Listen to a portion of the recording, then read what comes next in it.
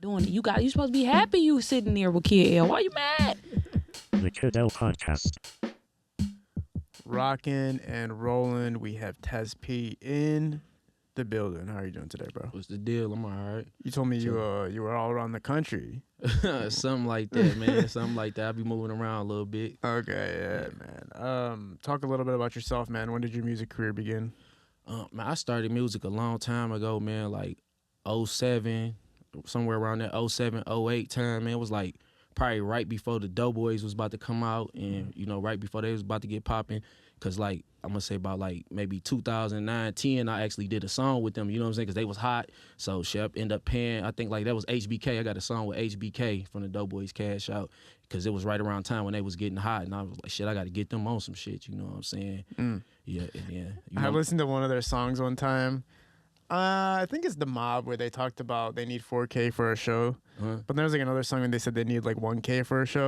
And I'm like, these days that's a joke. Like right now, like somebody with like 1,000 followers can get a freaking 500 for a show. Like how much did you pay for the feature? At that time, it was what, 500. They wasn't super big yet. You know what I'm saying? They was just like locally known. So I think it was 500. I think I gave them 500 for HBK. That's a fucking great deal for HBK. Yeah, it was good because like everybody knew them and you know what I'm saying, shit like that. It was just like with me, man, like in the music, I just couldn't be consistent. You know what I'm saying? Like even after I did that song, like I would have periods where I would just like fuck music and I just like kind of go back to like doing whatever I was doing and I would see the Doughboys just like progressing year after year and I was thinking like, damn, I was on the song with them. Like I should be in my bag, like I should be still going, you know what I'm saying? But I was never consistent. Yeah, a lot of artists talk about how it's hard to manage both sides of living, real life and then having to make the music, right? But they both complement each other. Like you can't really make the music unless you live the life, right? Yeah. To some degree. So how far back did it take you? Like how many times were you making moves and stopping and going and whatnot? I would say like I went from like '07, '08. I did like a mixtape around '08, dropped it. And then I started back rapping. I stopped for a couple years, and I started back in like 2010.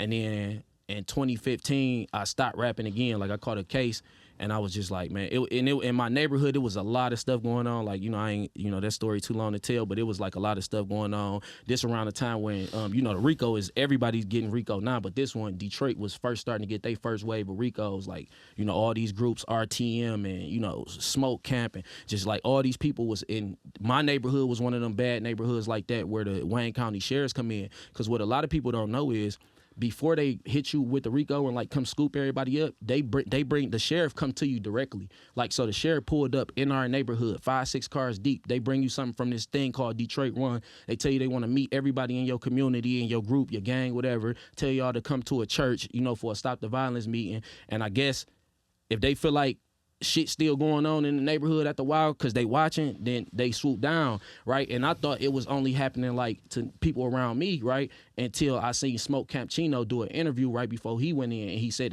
man, they had us come to a church. The same shit. It was like what the fuck? Like we really was on the borderline of being in that kind of line of fire, like, because he was naming everything. He said, bro, they gonna have you come in the church, got a list with every gang on there. They gonna tell you how they want you to, stop the violence and this, that. And I was like, damn, what Chino saying is the shit that was going on my block. Like, this what the sheriff came, this what they was trying to do. Wow. And so in 2015, bro, I ain't gonna lie, I was kind of scared of, and a lot of that shit was coming from this too. You gotta look at it with the RICO, right? The RICO is a dangerous thing because I don't have to necessarily prove you did it. I don't need proof that you did it. I don't even need proof that, like, all of us sat down at this table and conspired to do some illegal activities. Or maybe I do got evidence he did this over there, he did this over there. And now y'all all come together as a group and conspire, and I can just lock y'all up off of that, right? And then go and add the music into it. I shot him in the face. I blew his head off broad day, da-da-da. So if a juror was sitting there and he was going, okay, well, maybe he didn't do it. Maybe they just giving him a bad rep. And then they play your music. I shot him in the face. The jury, if I thought you might have not been guilty, you guilty as fuck now. No. After you just said what you said and I just played your music, you guilty now. Wow. You know what I'm saying? So I had, in 2015, man, after I caught the case, I was just like, I'm done with rap, man. I'm done with I don't want to be around the streets. I got tired of the streets. I was tired of going to jail, tired of catching, cases and felonies. And, you know what I'm saying? I just got tired, so I fell back. And I literally just started back rapping again in 2020. Wow. Yeah. So how deep it got, basically pushed you away from it. Pushed me away from it. And and people would tell me all the time, like, you could have just did different type of music, but it was just like, you know, I made a certain type of music because that's what the life I was living at the time, and I made a music that reflected that. You know what I'm saying? And so it's like I probably could have stopped, switched it up, switched my style up a little bit, and you know what I'm saying? But I still was around some of the wrong people at the time. So it's like, okay, why would I keep going? I'm watching people drop. I'm watching groups get indicted every day. The RICO, and this before it was hitting ATL. This before you would ever see it happening to Young Thug and these big guys. Detroit was one of the first places to hit. They had this thing called Detroit 1. That was the FBI and the Detroit police coming in to hit the gangs with RICO and take them off the streets. Wow. Yeah. And that was like a real, like, is that like on newspapers and stuff? Like, how do you figure out about that?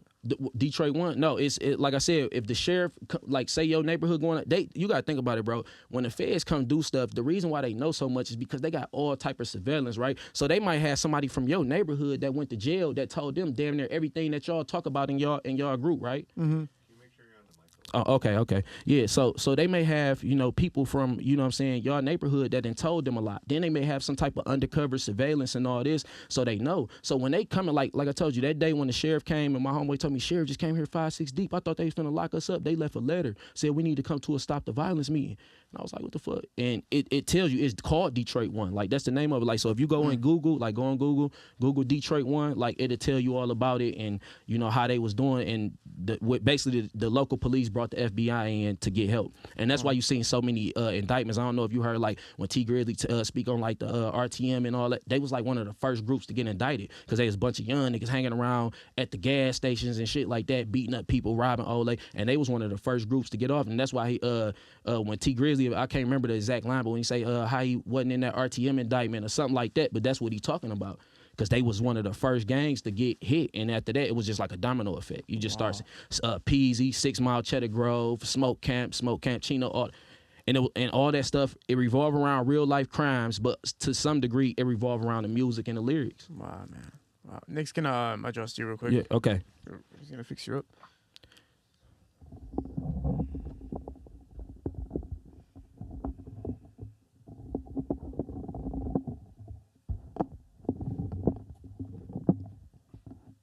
All right. Okay. Bet. Okay. Back rocking and rolling. And so, like, how do you get all this insight? Like, where did you get all this knowledge from? Me, man, I'm a person that, you know, like I said, I know I wasn't living a perfect life, but I pay attention to what's going on around me. I pay attention to everything that's going on around me. I believe in, you know what I'm saying, reading and studying everything. So if the police investigating or people, I'm around people that's doing illegal shit and shit like that, like, I like to look into laws, you know what I'm saying? Even, you know, when I caught my own case and I got to go to court and fight my own case, I like to, you know, look into laws and shit like that. And then I just look at what I like to learn from what other people go through too. So when I'm watching these other groups getting indicted, you know what I'm saying, this stuff is not private. All of it is paperwork that you can go get. You can go and get this. You can go downtown and get this paperwork. You know what I'm saying? You can go and find out what's going on. Or in some of these people, you might sit down and actually have a conversation with them. And then when they sit there and they tell you how everything led up to where it led up, where they was getting their charge, you gonna clearly see, like, damn, I could have been on that path to destruction if I didn't fall back. And I caught the case, and it was like, that was in 2015. It was bad for me, but at the same time, I feel like that was one of the best things that happened for me, because I had like studio, I had a little bit of studio equipment. I had like a little small studio set up, right?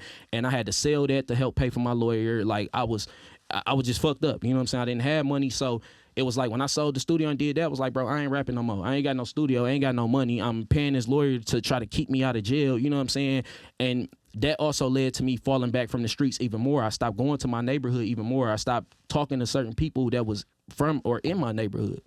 How many years did you have to go away for? No, so my situation was, when I caught my case, I ended up initially doing 6 months. You know what I'm saying? I ended up initially doing 6 months, and then I was able to bond out and then go and get a plea deal. So I ended up with a plea deal for 5 years of probation, and I got off probation in 2020, August of 2020. So the only reason that your music stayed inconsistent is because you got caught up with the law because of the lifestyle you were living. Like, I would say, yeah, that's somewhat. And then, you know, and then just kind of regular life shit too. Like, I got custody of my kids, you know what I'm saying? So I had custody of my kids since 2016. You know what I'm saying? So I'm like a full-time father. Like I don't get to, just be like, all right, I'm gonna drop them off to their mama throughout the week, and then, you know what I'm saying, bring them back for the weekend. Like I got my kids consistently 7 days a week. I do everything for them. You know what I'm saying? No help from their mom. You know what I'm saying? It's like. At that time when you were making music, like you said, Doughboy's Cash Out was relevant and stuff like that to the high degree. And, watching the time of music there was no social media, right? There was no way to really get yourself out there. What was like the reception for you? Were you getting recognized in the city, or were you like low-key? No, and then that's the thing too. I didn't know business. Like I didn't know music business. I didn't know marketing. I didn't know nothing. You know what I'm saying? I did see the Doughboy start to do videos and become consistent with that. And I was like, damn, okay, I need to do that. And at that time, I think the way to get your stuff out was mainly like Turbulence.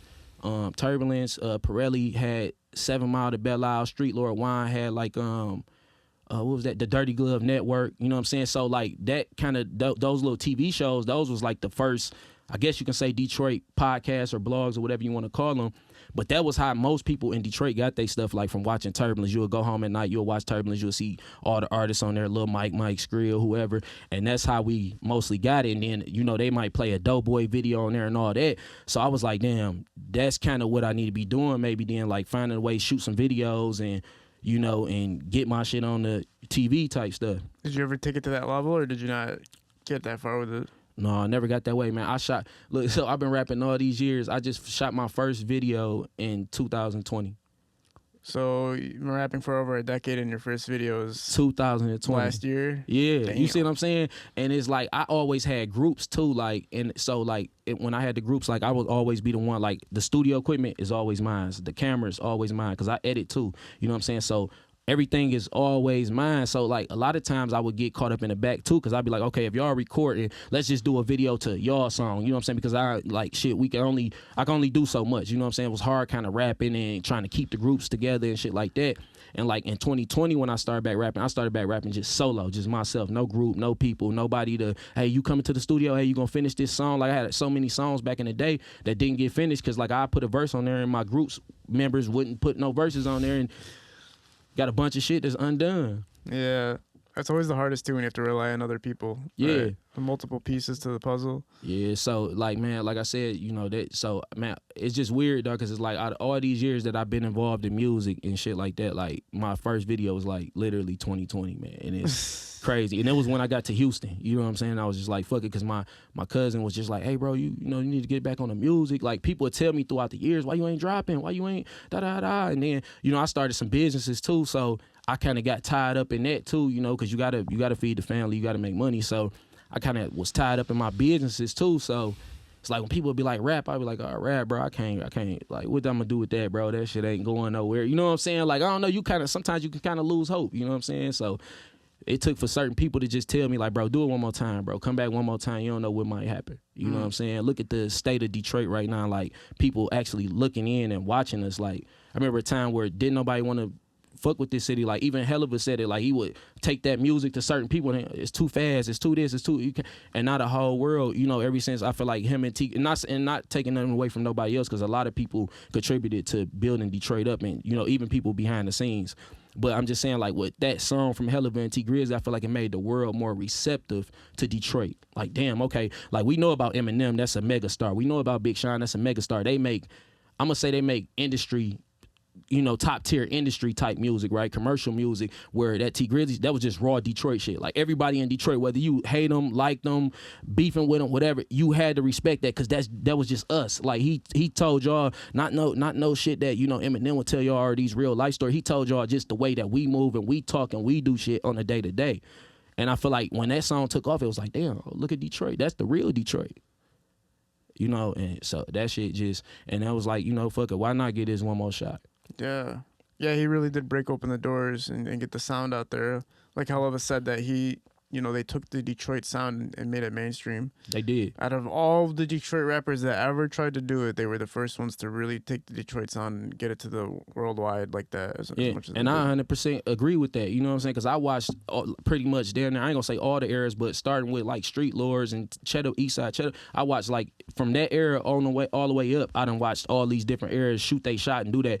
And when you look at it, that's what it looked like. They was the first ones to like kick that dough down. You know what I'm saying? Even though a lot of people be saying they was like, especially on your show, you created some like type of shit where everybody is want to be first to do something. You know what I'm saying, on your show, but like they really was the first ones to really do that shit and like kick that dough down for the rest of Detroit to come in and for the industry to say, okay, well these dudes out the inner city, they really got something going. You know what I'm saying? Yeah, for sure. Look, we're like, are we making money doing this? Is there exposure doing this? Is it actually like beneficial? And it was undeniable, I think, because I remember when Herc was talking about it, he said that the labels are afraid of the violence and they're afraid of the bullshit that, you know, gangs and whatnot bring to the table too when they cite the deals. But I think with T Grizzly, they had to look past it and go like, fuck it, dude. Like, we got to make this money, son. The record was too hot. Yeah, like, we got to look past all the other shit. Like, we got to let this work. Bro, I think the record was too hot. And that is true about Detroit. Detroit got this, like, type of aggressive nature to it. You know what I'm saying? Like, with me being in Houston for a year and me sitting out, like, like, them Houston dudes, like, they be on that tip, but they more laid back. They, you know what I'm saying? You got to really do something to them. Like, you got to really do something to somebody. Like, Detroit is aggressive in the form of you could just go to the gas station and this guy look at you crazy and you might just try to see what he looking at, and that'll create a problem here. You know, you got guys that just like to shout, stand around gas stations and play tough. You know what I'm saying? People who just, you know, run around all day with this, like, this tough image, you know what I'm saying? This image of portraying, like, I guess, I don't know if you want to call it gangster or whatever, you know what I'm saying? But you got these guys just running around portraying this tough image 24/7, and it's like, they don't understand that, bro, that aggressive nature run off a lot of business. Who want to sit around somebody who face balled up all the time, who looking mean mugging, and you don't know, you know what I'm saying? You running your opportunities off like that, and, like, I look at it in the South, they got more of a togetherness. Like, they stick together. You know what I'm saying? They, like I said, you got to really do something to somebody down there for it to be a problem. Nobody just really coming after you just because they woke up having a bad day. Yeah. You know? Yeah, you're right. There's a lot of timidness and, like, standoffishness. And, like, you know, you go to some, like, I was at a party yesterday and I was like, this is supposed to be a party. This isn't supposed to be, like, this is supposed to be a party. This isn't supposed to be a, you know, like, we're about to fight type thing. Like, this guy, this guy got off of, I remember yesterday when I was at the bar, this guy got up off his seat and then he looked like he was getting ready to leave, but I don't know if he was ready to leave or not. So I just pointed at the chair, like, can I sit there? Yeah. Kind of like when you go to the gym and you're like, are you done with this machine? Yeah.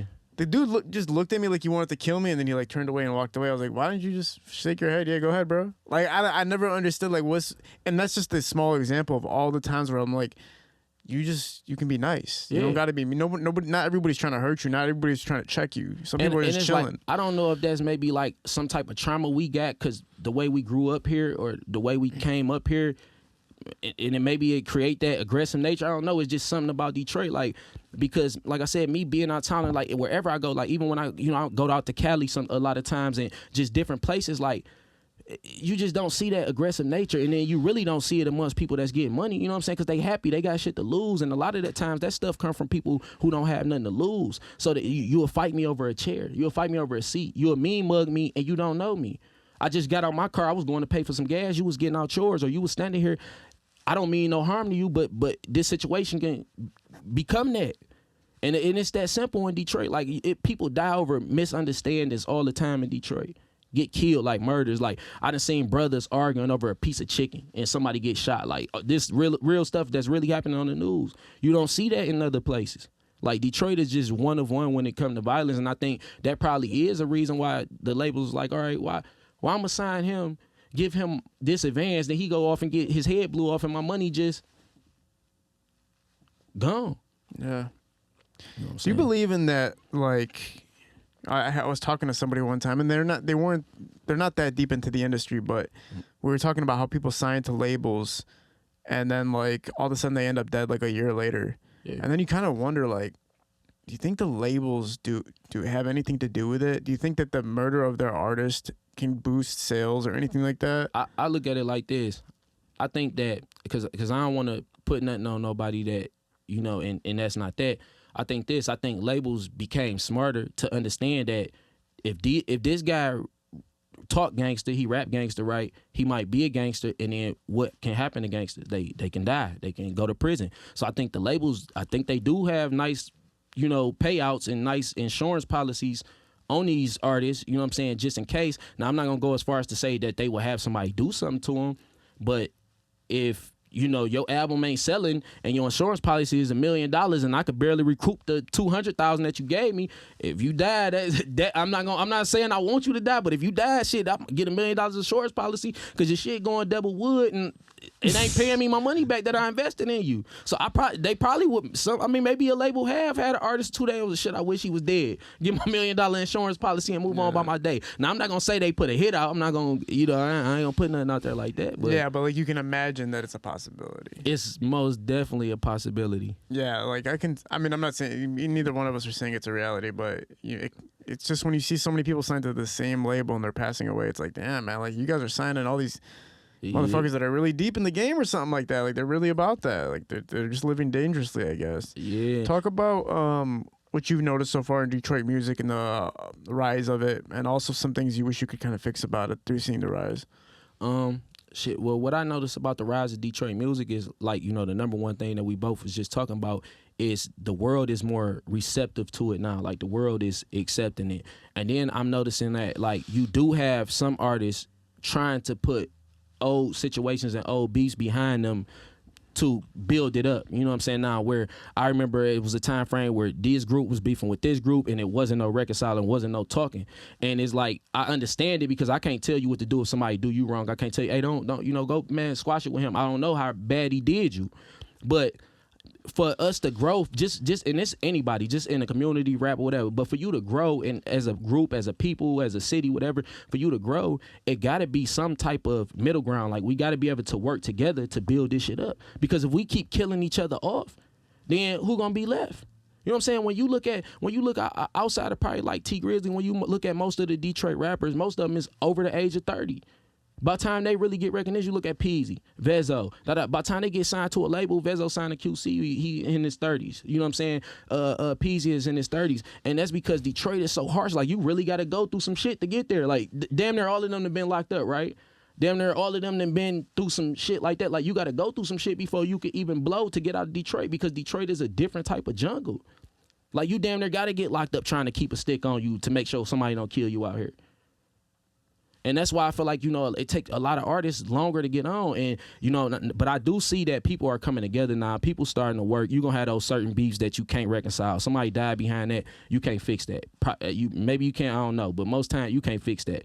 But a fight, an argument, a diss record, they can probably get past that. You know what I'm saying? And I do notice that Detroit is kind of, moving on to get past that. And only thing I would say is I feel like it should be something where, when just let's say you got artists who, talented and they don't have the means to get their stuff out there. You know what I'm saying? It should be some type of network set up where, somebody can say, hey, this dude got talent, pull him in, you know what I'm saying? And shit, put the bag behind him. Cause it's a lot of young dudes got talent. Like, my young dudes that's, that I was telling you about, that's supposed to be coming up here. Like, that's what I'm trying to do with them. Like, even if music don't work out for me, it don't matter. Like, I'm going to still be involved in music one way or another. If it don't work for me, I'm going to be pushing them. You know what I'm saying? I'm going to help put money behind them.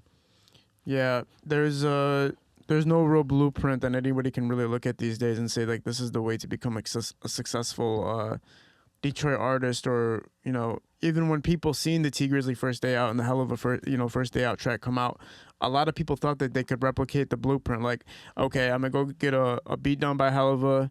I'm going to have Jerry PhD shoot the music video. We're going to put it on these platforms to circulate it, and then we're going to become a successful rapper. Yeah. Even some people were to do it on their first day out of getting out of jail. Like, they made their own First Day Out song, you know what I'm saying? So they thought they could follow the blueprint, but to me, that shit kind of weak, though. I ain't going to lie to you. Like, I hate when people try to replicate something, because that's his life, right? That came from his heart. You know what I'm saying? That was his music came from his heart. That's what he lived. Mm-hmm. I think you should just make music based on what you know, what you go through, what you live, and don't try to so much focus on like making a hit record or T Grizzly took off like this. No, just make what you feel, right? And then the world, if it's hot, the world they're gonna take to it. You know what I'm saying? It don't have to be necessarily with the way he doing it. So I think that's really like kind of lame that, you know what I'm saying, you would hear his sound and just run the hell of it, you know what I'm saying, and try to go recreate the First Day Out. That's what a lot of people tried to do. The business, when First Day Out came out, business was booming for everybody because, first of all, like you said, the spotlight was here. People were trying to figure out about more other Detroit artists, seeing what else was going on. But at the same time, a lot of these artists were like, okay, well, that's how he did it. That's how I'm going to do it. And some people did follow his blueprint and did work a little bit. But there's only so long that you can replicate something like that. Yeah. But like we were just saying though, there is no blueprint to making it in Detroit or making it as an artist. There is no way to say, well, I'm gonna put the bag behind this dude and eventually I'll make it. Because I personally know a lot of rappers in Detroit that have the bag behind them. They have somebody giving them a place to live, a car, all the studio time, music videos. I'm paying for all of that for you. And their career is barely progressing. Like year by year, they barely get up a notch. So the bag doesn't really fix it. Getting on all these platforms just doesn't really fix it.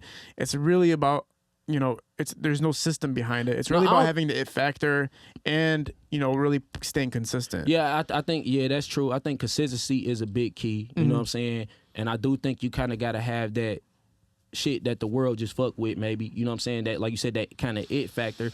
But, I'm not going to lie. I still believe that music can be forced upon people. And the reason why I say that, it's some garbage shit out here these days. Like the music, a lot of the music now is like repetitive. A lot of it, like it's a lot of it just continue to sound the same day in, day out.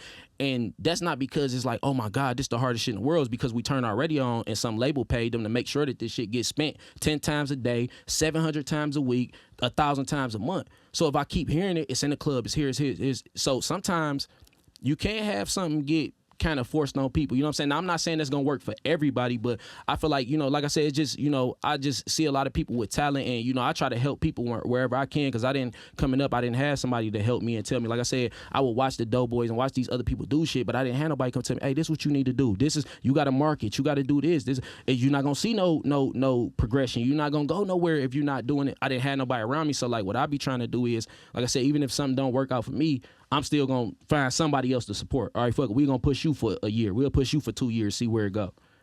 You know what I'm saying? So, yeah. But other than that, man, I think Detroit is in a good place. You know what I'm saying? I think it's in a place better than it's ever been. You know what I'm saying? I don't think I ever, matter of fact, I know I haven't ever seen this many artists with record deals. You know what I'm saying? From Detroit.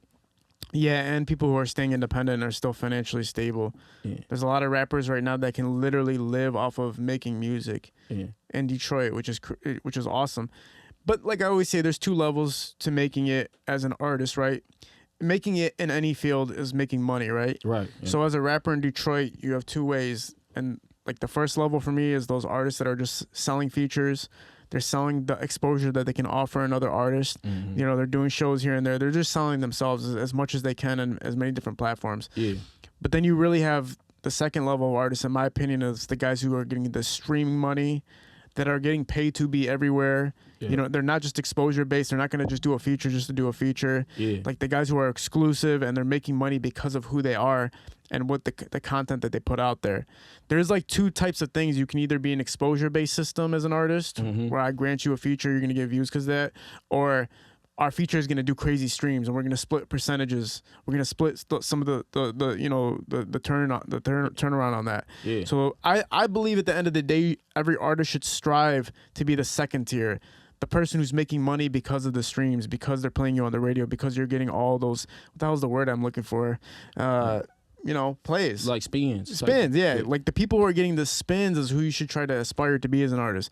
Right. Spins means that you're really producing quality content. Yeah. Versus like you're just constantly selling features and stuff like that, and that's how you're making your bag. But I think what you just said was key. Quality content, right? Somebody who really work on their craft, like they probably got the hard-ass beats, lyrics probably hit, you know what I'm saying, and all of that.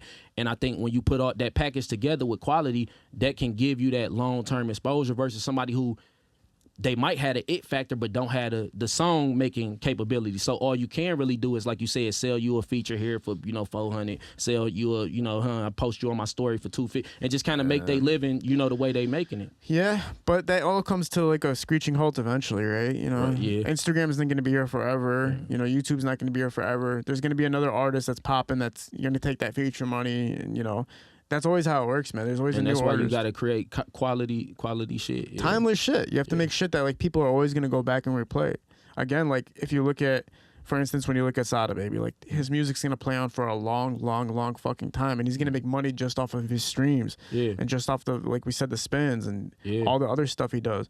But then the guy who's selling features, once you're not hot anymore, you're not hot anymore. Yeah. Like your $2,000 feature rate that you were doing when you were hot 2 years from now can be $250. Yeah. So that's why it's important to not just, you know, focus so much on making you focus so much on the feature money, you're forgetting to actually make good music. And that's actually declining you as an artist in so many ways versus, your audience is getting less interested in you because you're doing all these features. On top of that, you're not focusing on actually making your own music better and making your own deep, meaningful music. Yeah. So it's like the more you focus on the bag can deter you from being an actual talented artist or developing and honing your craft. No, and what you just said, man, you really giving away jewels, man, because I think that's probably one of the only things that's wrong with the game is like I feel like a lot of artists don't really care about, you know what I'm saying, that it's like, as long as I got a chain, got me some buffs on, and I could sell, and I could sell, like you said, I could sell this feature for $250, or maybe I get $1,500 for this feature or whatever.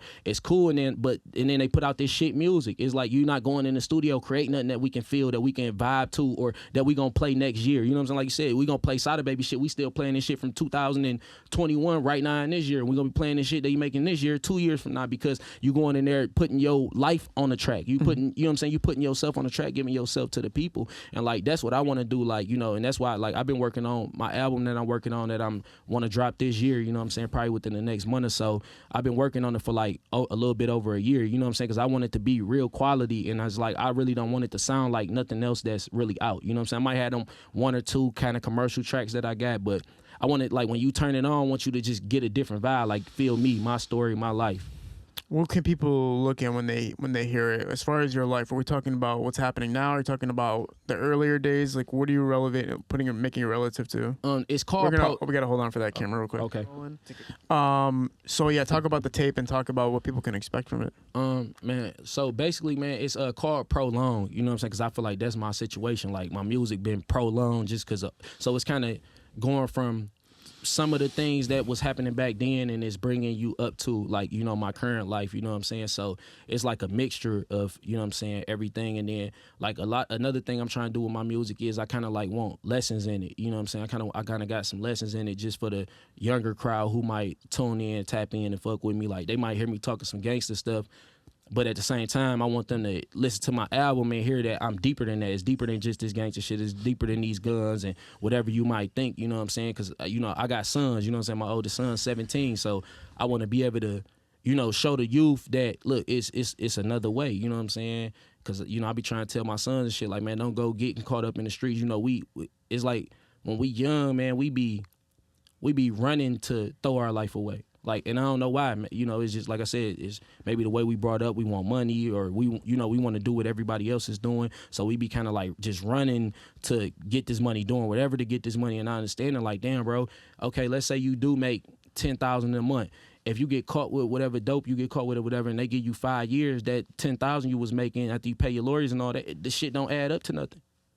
You know what I'm saying? When you come home in 5 years, you broke, starting back from square one, and then you might be on parole when you do come home, right? So when you do come home and your ass on parole, now you a felon, right? So then when you want to go rent a house, who gonna rent you a house? Don't nobody want to rent to a felon, not in no nice neighborhood. They don't want you in their community. What job you gonna work? You know what I'm saying? And it's the stuff I be telling my son. You gotta think about this. You will catch yourself up in there. Where you gonna work at? McDonald's? Ain't nobody hiring nobody with a felony. They not giving you no position that's prominent. We may let you sweep the floor or go scrub the shit out the toilet. So it's like, it seemed cool, right? It seemed cool to be a gangster. It seemed cool to go, get you some buffs, some rims, and ride and, get the hoes in the car. And, that shit seemed cool. It seemed fun. But you got to really think of the consequences that come behind that. You know what I'm saying? I got homeboys locked up right now. Like my homeboy, I just, Jay paid him because I haven't talked to him in like 2 months, and I was trying to like see down like, what's going on, because we had talked often, like at least a couple times out the month, and Jay paid me back like, bro, they got me on one phone call a day. I'm on 23-hour lockdown. I'm on level 4, and I can't even tell you what the fuck going on. I'm just have to wait till I call you. And I'm just like, damn, it's crazy. Like, and it's a dude that went to jail. He went to jail November 2013 on a violation of probation, right? Did 3 years. Came home in 2016, killed somebody, and been gone ever since for life. You know what I'm saying? I got a little cousin. My little cousin fighting a murder charge. Been locked up for 4 years. 4 years fighting a murder charge. Won't let him get a bond. It's kind of like a clear-cut case of self-defense. You know what I'm saying? So it's like I be telling just any young dude around me, like, bro, go get you a job, bro. Like if you want to do music or you want to start a business or a T-shirt company, whatever you want to do, get you a job. Use that job money to build your company up. You know what I'm saying? Versus running out here trying to hit a quick lick. Do that. Shit don't last. It's like the music, garbage ass music, it don't last. A quick dollar don't last. Yeah. And they look at these like rare circumstances where somebody did succeed and they made it off of the bullshit, like, doing the hustles and all that, and they made it. But those are rare circumstances that somebody actually gets through all of it and becomes a success. And it's rare, and then you got to stay clean, right? So let's say you do hustle, you do the scam, scheme, whatever, you make it, now you got to stay clean, right? Because you can make it, and you could be on top for 10 years. Then look at Thug, where he at now. Yeah. So it's like, yeah, we can make it out of it, and some of us can get lucky, like you said, those very rare situations. But then, shit, if I'm not squeaky clean while I'm here and while I'm on top, you can be gone tomorrow, and all your millions won't mean shit because you will be begging and snitching to get out of prison. Yeah.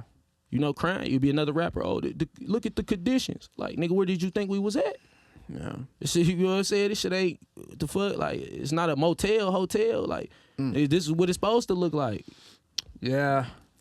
And that's, I can never look at a situation because a fascination I think with hip hop and rap is obviously that most people aren't living that life. Most people aren't born in the hood or the trenches or anything like that, or the ghettos or anything like that. So when they see it, it's like a fascination. Like, what is that? Yeah. It's as dangerous as it can get.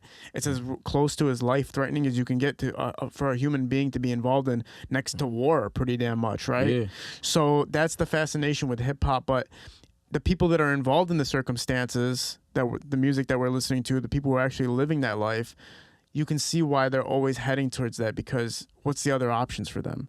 Now, obviously, everybody always says, of course there's other options. You can get a job, you can go to school, you can go do this, and you can do that.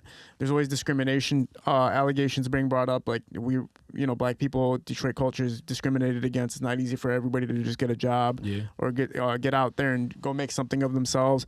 It's also because, you grow up in a household where maybe your parents are not living the best lifestyle, so it's harder for you to have somebody to look up to, and you're dealing with, a lot of people come on there saying they were the man of their house at the age of 13, 14. Yeah. They were the ones paying their bills, and they had to get that money by any means necessary. Yeah, that's true. And I've been in that position, and it's sad, and it's like, damn, only way you can fix that is like, we got to break that generational curse. That's the only way we can fix it. Like, it got to start somewhere with somebody. You know what I'm saying? It's like, no, you may not be able to get the job you want, you know what I'm saying, but you can get something. You can get something going for yourself, you know what I'm saying? And I think a lot of it too be comparing, right? If I see 2-3 dudes on my block and they driving nice ass cars, they got nice ass glasses, why I don't want to go to McDonald's and wait to add this fucking $300 checkup every week. I want it like they got it right now. And then sometimes some of that be like, bro, you don't even know what he went through. You don't even know how many years it took him to get the car that you see. So, but you gonna go out and say, I'm gonna get that shit this week. I'm gonna sell this and get that this week. I'm gonna hit that lick. I'm gonna ride 4 people. I'm gonna get that this week. I'm gonna get that car. I'm gonna have those buffs. And you'll put your whole life on the line, you know what I'm saying? So I think a lot of that, man, we got to just break those generational curses. Like, and like I said, that was another reason, like, I fell back from rap, just to, like, focus on my kids, man, like, and be a father to my kids, and show my kids the right way, and make sure that they making it through school and graduating and doing the basic things, and seeing me work these companies and work these businesses, and knowing, like, whether I'm a rapper or not, we going to get money. Yeah. It's something that kind of crosses my mind, and I know, like, most likely I'll get in a lot of trouble for saying it, but, like, when people talk about Detroit culture, I always get very confused, because people who come on here talk about horror stories of growing up in Detroit. Like, it wasn't the best lifestyle. It's still not the best lifestyle for a lot of people. And when you talk about Detroit culture, it gets interesting. It's because, like, what are we talking about exactly? When we talk about Detroit culture, what are we exactly talking about? Because if so many people are in misery, and so many people are in, this state of having to feel like they always need to be in a violent mode, or, defensive mode, or get what's yours type mode, it's like, what is Detroit culture at the end of the day? Like, I get it. I get the beauty parts of it, but there's some parts of it that I don't get, and it's like, does that count? Yeah. Does the negative parts count as Detroit culture? I think you kind of gotta count it as the culture, right? Because it's like, for some reason, right, we all in this city, and then you look at it, and you looking at, like, damn, half of the people that grow up, right, that, like, half of the people I grew up with, like, as a teenager, and ran around and hooped with and played football with, like, half of them, like, either still locked up to this day, or a lot of them dead, or, some of them still out there just going through shit. They stuck on drugs and popping pills, and, you know what I'm saying? And then when you look at it, like, it got to be a part of the culture, because it's like, what the fuck is going on with us? Like, what's wrong with us? Like, why is such a major majority of us stuck on drugs? Why is a major majority of us robbing? Why is it so many of us stealing? Like, 'cause that shit not normal in every part of the world. It's not normal when you go out to the suburbs. That shit not normal. But for some reason in Detroit, it's kind of normal. Like, it's normal to people. Like, you'll go talk to the younger groups, and you talk to a lot of people, so you know, like, when they talk to you, they think that this shit is kind of normal. Like, it ain't nothing. They'll tell you stories about all these horror stories that you saying like this shit ain't nothing. Because you grow up as a kid, right? You seeing people pull guns out and shoot and this, that, and the third, and you watching this shit on the news, and you seeing it on your block as 9, 10, 11, 12. By the time you 16, 17, you fix to it. It's normal, you know what I'm saying? That was another reason, like, why I just wanted to leave. I was like, for me, I just got to leave because I'm the type of dude I know, like, if I'm around somewhere where I can go to my hood, like, even if I'm out here, right, and my hood 40 minutes away, I'm still going to drive to my hood every day. I'm still going to pull up down there. Hey, bro, what's the deal? What you doing? And that's how you get caught up. Because you say I'm not living that way, but one of my men still living that way, and they think I'm pulling up on them, talking to him about something like that. So it's like, that's why I was just like, I just need to remove myself. I need a fresh start, and that's what made me move down to Houston, you know what I'm saying? And just like, I just need a fresh start, bro. Like, no, it ain't nothing against nobody. Like, I still love all my bros, all that. But it's like, bro, I can't play it how you playing it no more. You know, I got shit to lose. Yeah, I know. And so in retrospect right now, do you feel comfortable with the decision, like, of leaving? Yeah. I feel like it was the best decision I ever made in my life. Yeah. Hell yeah. Damn. Yeah. Damn. That's crazy to think of that. You grew up your whole life here, and then my whole life. And you've been away for 1 year from it. Yeah, for a year. And it's the best decision you ever made was to not be there anymore. Yeah, best decision, man. Wow. Come with some boring ass days. I ain't gonna lie. I ain't got no friends down that motherfucker really like that, you know. But it still was worth it. My peace of mind, you know what I'm saying? Like, I used to be in Detroit sometimes, and it just kind of got this feeling of just constantly, I gotta watch my back. I gotta watch this. What is them niggas on? I ain't gonna go to that gas station because they standing out there looking crazy. Just that constant shit. And I just like, bro, I'm tired of that. You know what I'm saying? Like I said, I be in the suburbs, but I'm still gonna go down to the hood. Yeah, it's adding the least amount of tension to your life should be a priority for everybody. Like, to live life just balanced and at ease. And when you're in certain areas, you have just natural tension. Like, you go somewhere, like, if you're constantly in a certain area and you constantly are tense and looking around and wondering what's happening and wondering why this guy's acting this way, somebody says they got a problem with you. Why are you constantly in areas where you're in high amounts of tension all the time, and how are you comfortable? Now, look, I get the tough feel about it. Sometimes, like, I'll be on my shit, like, listen to Doughboy's Cash Out, or like, I don't give a fuck. Yeah, like, please tell me where the problem is. Where is it at? I'm pulling up on it. Yeah, locate me the issue. Like, I'm out there like feeling that way when I listen to it, but then, after that night. I've been in problems in Detroit. I've been face to face with people plenty of times where people wanted to. I've been knocked out before. I've been in fights before. I've been in all types of situations. Everything you can imagine, I've been a part of something to that degree. Yeah. The next day is never worth it. Like, the amount of tension and the blood pressure, like, everything is not worth it. Like, you feel messed up for the rest of the week. Yeah. Even if you succeeded in the situation that you were involved in, like, I was the bigger dog in that situation. You live your life in stress after. Yeah, I'm like, man, what? Like, man, I feel terrible now. I still feel terrible. This is crazy. And it took for me, like, being in Houston for like 2-3 months and for nothing to be going on, like nothing. Like, I ain't looking for nobody. Nobody don't know me. Nobody don't like. I don't even got to get fresh when I go out. Like, I can just throw on some bullshit. Like, it just took for me to just be like, I go outside in pajamas. Like, bro, don't nobody know me. Ain't nobody looking for me. I ain't looking for nobody. And like I said, out there, they more laid back. Like, even they goons is laid back. They goons don't just be on go like Detroit going like, oh, what's up? Who is that? Nigga, what you doing over here? You ain't from here? Who is you? Why you in my hood? It ain't none of that. They be chill. They go in they hoods. They be chill, laid back. You got to do some dumb shit to make them boys in Houston get on your ass. I remember when they were making those TikToks about like first day in Detroit. Like, they were making like the first day in Detroit, the second day, and like the first day is just like some regular guy saying, hey, I'm new to Detroit. And the second day he puts the buffs on. The third day he's got like a little knife. The fourth day he's in bed and then he whips out the blanket and he has a gun. He's just like ready to, like, in his bedroom. He's ready to go. You know what I'm saying? Like, and I'm just thinking like, this is funny, but that's actually sad. It's the real. Yeah, you that's feel sad. what I'm saying? Like, it's not even cool. Like, living in constant fear is not cool, man. Like, I don't care what anybody's talking about. That it is, and the music makes it seem fun, and the music can really put you in the zone. Like we said, like, the music can really make you feel like you want to go be about that life. And I think that in this thing, like, when you older, you understand, like, okay, this entertainment, right? But imagine yourself 17, 18, 19, 20, right? You don't know the difference between entertainment and what's real and what's not. So if he said that he own it, I gotta be on it like that. I want to be like that. He the one with all the chain. He the one with all the gold. He the one showing all the money.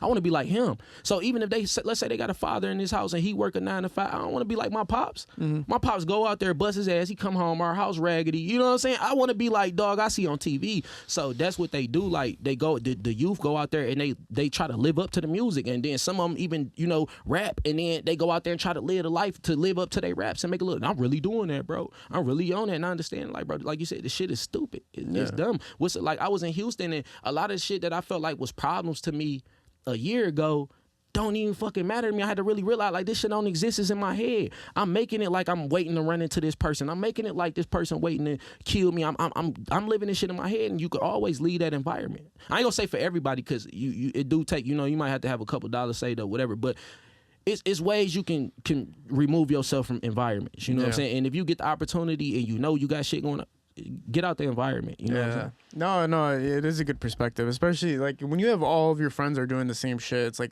you wake up in the morning, you go outside, and all your friends are trying to do something, and then it's like, those my friend. I mean, we've both been in situations where our friend wanted to do some bullshit, be a part of some bullshit, and we go and we listen to our friends, and we do it just because we love that person so much. We want to ride with that person and be involved with what they're doing. Yeah. But then there comes a certain point where you realize, like, yo, me following you is making my life worse, and I don't even care about what you're doing. I just care about you. But I don't care about what you're doing. But the outcome of it is we're both fucked. We're both messed up now because of the situation that I followed you with. Yeah. And so when you're growing up in certain areas, that's always constantly happening. Like, one group's pulling you this way, one group's pulling you that way, and then eventually you find yourself in some bullshit. Yeah. But then there's also some real circumstances of your back's against the wall. There's no other decision but to do some crazy shit to get out of the situation that you're involved in. Right. You know what I'm saying? So I can see all sides of it. Sometimes when people judge Detroit or judge Detroit culture, judge anything about Detroit and the people in it or anything, I'm always like, you got to look at the circumstances, man. Like, they never had a fair shot for real. Like, so many things went wrong with Detroit, and so many things went wrong with the black community that wasn't their fault. And so there's a disadvantage there, and you have to look at that disadvantage. I was talking to some guy, he's like, well, slavery ended this many years ago. And he's like, oh, and discrimination and segregation and this and this and this. I'm like, motherfucker, that's still a disadvantage. But you could say that, right? But this the dumbest part of that type of argument, right? You could say slavery ended 400 years ago, right? But if your family owned all this property 400 years ago, y'all didn't get rid of it. Y'all passed that shit down for 400 years, down throughout the line. Y'all passed that wealth down. So if your family owned that company, they probably still own that fucking company. If we couldn't read 400 years ago, we just trying to catch up on shit like that. Yeah. The basic shit, you still got black people can barely read or barely spell correctly, shit like that. So we still trying to catch up on that, let alone get better job, better positions and jobs and better pay and grants to start our own businesses. A lot of I know people that done went and got $50,000 loan, like white people that done went and got $50,000 loans with mediocre credit, and then there been black people with credit better than that and still can't get it. They won't give it to you. No. So it's like you can't deny that, bro. Yeah, slavery ended all these years ago, but it's still disadvantages, man. You can't take back 400 years or however many years of pain and suffering, right?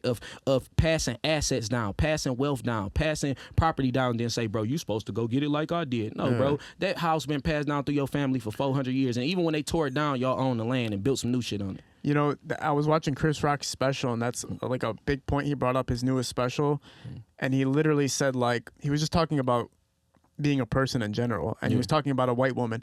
And he's like, well, you won the white woman card. Like, you got it. Like, God started you white. God started you as a woman and white. There you go. He's like, you won. Like, you won. Like, and it didn't click into my mind when I thought about that. I was like, holy shit, you're right. Because if you grow up in a different type of ethnicity, if you grow up black, or if you grow up Spanish, or if you grow up in certain areas, there is sometimes a disadvantage immediately. Especially where you're born, where you're raised, and all that stuff. Because think about the kid, right? Think about the kid that don't know nothing about being gangster, don't know nothing about being tough, and his environment force him to that, right? Picture him coming outside, like, especially think about places like LA, Detroit alike, right? Where they got gangs and shit like that, and you come outside on your block and the local dudes is fucking with you because you pretty much a nobody, because you choose to wake up and go to school and go get on a bus, and they fuck with you just because of that, right? And let's say they whoop your ass 2-3 times on your route to school. What you gonna do?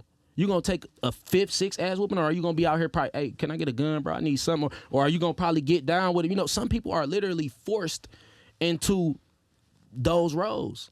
Like literally, and it's sad. You know what I'm saying? You got a lot of one parent households in Detroit too. You got to look at that. You can't overlook that. You got a lot of dudes sitting down 5 years, 10 years, life, 30 years, and they kids being raised by women, right? And then this woman can't tell this young boy how to be a man for real. So he running around getting all his information from music. He getting all this information from dudes on his block, right? And then he might be getting used. It be old dudes be burnt out. They don't want to go back to prison, so they use you. Hey, young dog, that's why everybody got my little nigga a shooter, my young dog a shooter.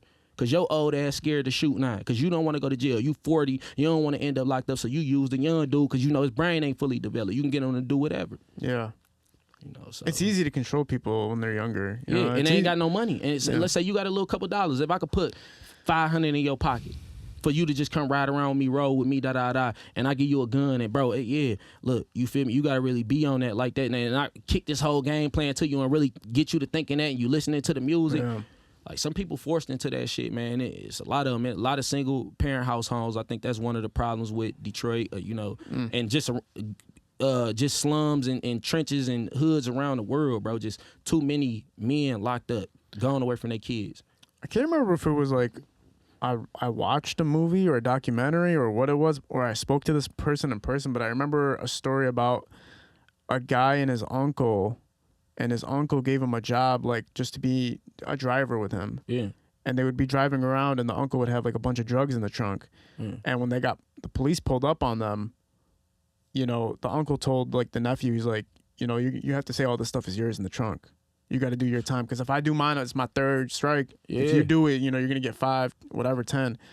And then like the nephew ended up taking the time. He did the 5 to 10, and then he actually ended up getting stuck in the cycle in prison for like 20 years after that. So like there was no way out for him. See what I'm saying? Forced into it. Yeah, and I always remember that story because I'm like, damn, man, this kid like basically didn't even have a shot. Like he didn't even have a damn chance. Like man, it's a good ass 50 Cent got this shit this podcast he did with the twins who snitched on El Chapo, right? And it's a whole series of it, and they tell you how they got in the drug game. They father would take them to Mexico on trips, make it look like a family trip, and with all these pounds of weed and drive it back and forth. So when they father kind of slowed down on it and he got hot, that's what they started doing. Like some people are literally forced into it. That's how they met El Chapo and all of that. So it's like, man, some people are really forced into it, and that's just unfortunate. And like I said, I feel like the best thing we could do, like especially when you a man, you know you got kids, man, put your kids first, put your family first in your mind. Like, okay, even if you gangster, your family ain't gangster. So don't put them in no position that they can't handle. You know what I'm saying? I got better advice. Stop having fucking kids until you're ready, bro. And that's another thing. Yeah, and that's another one too. That's another one too. Yeah. Stop having kids. What are you having kids for when you can't raise your kids? If you can't raise a kid, why are you having the kid, man? Like this person has no guidance. He's gonna end up in something stupid. He's gonna end up some bullshit's gonna eventually end up happening to this kid. Like, just stop having kids, man. Like, chill out. Just relax, man. That's facts, man. They got Plan B out here. Anyway, listen, Tez, man. Shout out some of the new projects we can look forward to, bro. Yeah, I got Prolong coming out. Like I said, it's coming out within the next couple of months, and then I'm shooting a movie this summer called Shorty. You know what I'm saying? So we shooting it this summer, so it'll probably be out. You know, maybe the beginning of the winter. You know, take a few months to shoot, edit, stuff like that. So. You know, that's the main things I'm working on right now. So for sure, man. Yeah. I'll shout out my bro Big Money Red too, man. He had pulled up, but we was already in the mix, man. So I ain't want to stop the flow. So how long are you staying in Michigan for? I'll be here till Saturday. Yeah, I'll be here till Saturday and I'm leaving. But I'll be trying to make one trip a month because I still be, you know, doing business down here. So I still be trying to make at least like 1, maybe 2 trips a month. Cool, man. Yeah, man. Appreciate this. Was a really cool talk, man. It was very much needed talk. You have a very sharp mind and you have a very wise mind, bro. Appreciate that, good, bro. It's good to have people like you on here to kind of give a more of a positive message, but also a message of awareness. I appreciate that, bro. You know what I'm saying? It's real. We're at Parallel Sound Studio. High Low Visuals is shooting these productions for us. We're out. Peace. Yeah. But yeah, I'm gonna have to bring bro, man. I gotta set something up for my bro because he pulled up and we was going. I ain't want to stop the flow, so he left. So I'm gonna get with you to schedule something for him to come up here, even if I ain't.